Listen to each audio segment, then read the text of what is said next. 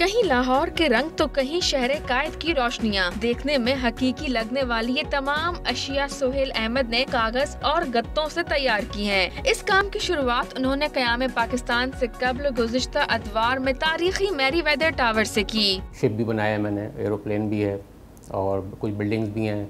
ख़ासतौर पर मीनार पाकिस्तान जो मैंने बनाया है वो पसंद आया लोगों को, और इसके अलावा टावर जो मैंने बनाया वो अच्छा लगा। तो ये चीज़ें जो है ना और मेरे लिए वो होती हैं कि जी मैं और मज़ीद बेहतर चीज़ बनाऊं।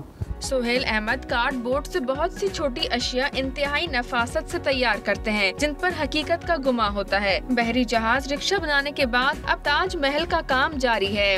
अब ये ताज महल मैंने बनाना शुरू किया है, तो ये इसमें थोड़ा सा काम इस टिपिकल इस लिहाज से है कि इसके अंदर कुछ ऐसी चीज़ें हैं कि जो मुझे डिफ़िकल्टीज़ हो रही हैं। ख़ास तौर पे इसके जो गुंबद जो होते हैं ये छोटे, और ये इसको गत्ते से बनाना ज़रा मुश्किल होता है।